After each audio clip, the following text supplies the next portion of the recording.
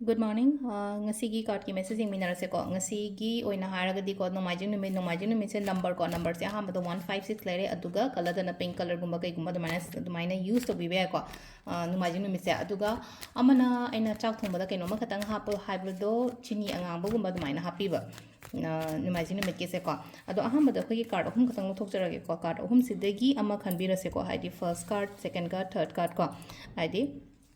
hamale ko sida ani suba leire aduga ahum suba leire ko hadi first ne second ne third ne ko hadi first card khan bo oina kari guidance la ke habadu hape jeng minarase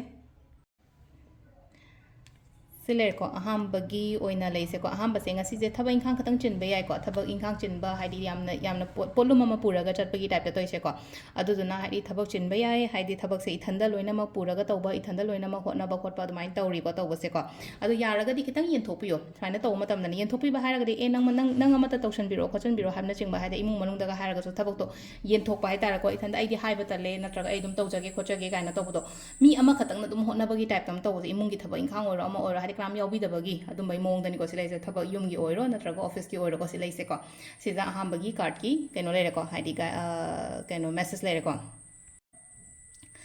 ani subasina ko ani subasina silai se ko haidi खंजन गनो याम का है ना high तार को खंजन गनो high बगी आथ्रदी कइनो situation सिंग से लेनो को याम फत्रे एगी से को के काना खन गनो को हादे दु याम न फत्ते खोते हाबदी यारोय बगसो हादे फत्ते खोते हाबदी एंगोन दगी हेनो वा वा ब मैम हम सुलाइरी दना अदुना स्माइना खन बी बे को हादे सिसु लाइफ की फेस अमने को अदुना हादे सिदगी थोलकपदी ओय को हादे एंगोन द हजिक लाइरीबा अनाबो ओइरो नत्रगा प्रॉब्लम ओइरो अदुदा फगलकपदी ओइरीबा दुम सुम येंगोने साना सो हादे ममांग द लेरम बदुगा हजिक लाइबसिगा हारगदी हानगा हाई तार को थामांगा तुरकी मांग द लेरम बदुगा ngasiga एगे येंगना मतमदा आइगी लेरमिबा सिचुएशंस और प्रॉब्लम्स खितंग खितंग फरक खोटप को हक्चांग ओइरो अमद ओइरो को अदुमाइना तौबिबे याइ को सिगी नंबर 2 खनबंगाई gi ओइना हारगदी को अदुगा थर्ड कार्ड सिना खतंग नेगेटिव ओइरे को ngasi gi ओइना नेगेटिव ओइरे हाइबे devil card and like devil card सिदि हाइडिंग साइ मी नेंगसन ब खोचन ब फटब एनर्जीज कुंबा कई कुंबा माइन लई को अदुना हाइदि यारिंगे सिदना मु काइन तौगे हाइदि येंगसन ब खोचन ब हाइबे लईबा हाबे लईबनिना हाइदि अदुमाइना फील तौरगदि को नत्रगा एनर्जी से यामना नेगेटिव चेन ब गुंबा ngasi gi ओइना हाइतारे को हाइदि येंगसन ब खतंगी वासुना तना सिदा लईसे को अगर कहीं तब मतलब वखन फतब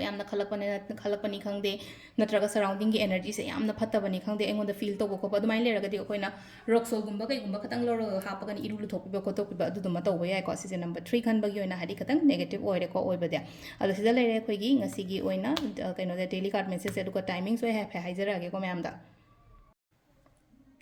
टाइमिंग से ना अयुकी पुंग तरुका मिनिट मापनदगिना पुंग 13 मिनिट 13 फाउंग लेरे अदुगा 12 मिनिट 50 मापनदेना पुंग 2 मिनिट 92 फाउंग लेरे को अदगी मु तरुका मिनिट 3 तगिना पुंग 8 मिनिट 50 मापन फाउंग लेरे को अदुगा अमना 12 मिनिट 53 देना पुंग 1 मिनिट 52 फाउंग लेरे अदुगा नोंगलमदागिना 3 मिनिट मापनदेना 3 मिनिट 23 फाउंग लेरे को सिजना कोइगी ngasiगी ओइना अफबा टाइमिंग को अदो सिदा लेरे कोइगी ngasiगी ओइना संडे की को डेली कार्ड रीडिंग से मैम थैंक यू